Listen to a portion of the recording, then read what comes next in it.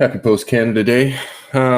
So I wanted to wait for NFP to hit before I did my prep today. Obviously, NFP is a number that has impact on the market of late. As we're coming into today, before we get into that, one thing I need to recognize and continue to recognize is that the market continues to make higher value.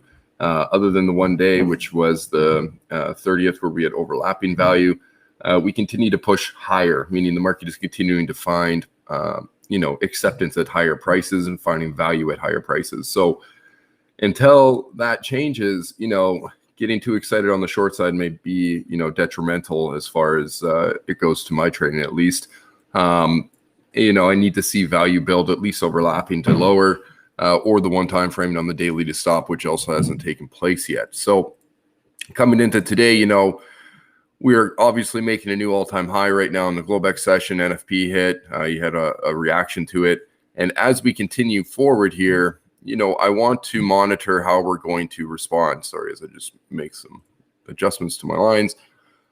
Late yesterday, you had the rally in H period. The market rallied above the current all-time high or previous all-time high, and then found support late in M. And Globex itself has done something similar as far as it stayed above it. And now you get that late in the session move based off the numbers. So as far as looking short side, I don't really have any interest to quite yet. The potential is there to open on a sizable gap here today. So I will probably go with the gap. I don't generally care about gaps that are within structure, but when you have a gap that's gapping the all-time high and gapping away from the current trend, it's something that I need to pay attention to and be aware of. So I'll be watching the gap, see if we do open on a gap. There's still another 45 minutes left of Globex before it's all said and done.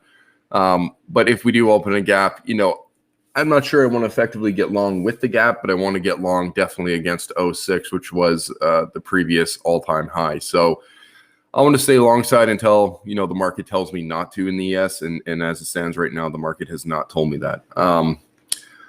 Looking at NQ, NQ continues to push up against this upper trend line here. It hasn't been able to break above, but as the market continues to trade against it, it's going to seek higher prices and see higher prices. So, this is the one thing that as we continue to trade up here, I'm monitoring to see if we're going to break above that trend line and go. If we do, that's going to make me a little bit more short bias as we continue on. Just because the market, similar to RTY, has struggled, to find a bid above that trend line and really push the market away from it. Usually you get the pullback into the trend, into the channel, and then, from there, the market will continue, to trade back and forth. So as far as NQ goes, I'm not looking to sell it quite yet, but it is definitely getting to a point where I'm looking to potentially start fading that market for a rotation back down. But I don't want to be the first one in on that wagon for sure. So NQ, I'm not really looking to get too involved in today at all.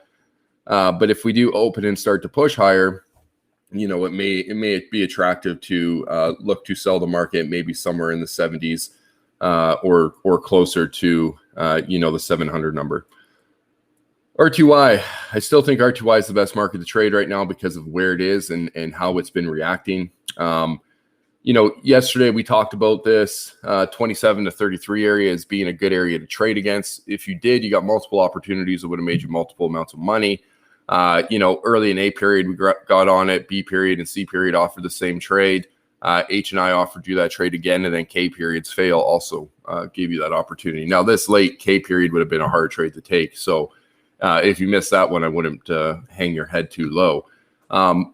Coming into today, prior to this NFP, RTY continued to struggle within that level and getting back above it. NFP gave the juice to get above it. So now I want to potentially be on the long side of RTY. As it stands right now, I am long from 31. So I'm just going to see if that will play out with my risk, just below 26 area there, risking just over 5 for the potential of this to really get going up towards that 48 area again. But I want to continue to stay on the long side of RTY just because of where it is and how it's gotten above this resistance. But I'm fully aware that the potential is there for this to pull back towards 30 or 29 or 28. to retest that as previous resistance and try and reclaim it as support. So that's where I'm at right now. I still think R2I is the most tradable. I wanted to see this trade get up to 48. I think that would be ideal, as far as the entire trade will go. But yeah, full on, I still think R2I is definitely the best trading vehicle right now. I think it's going to give the best opportunities, and it will give, a clear picture as far as which side of the market you want to be on. So that's what I'm looking at and got into right now. Thanks for jumping on. And, if you like, please subscribe to the YouTube so you don't miss these.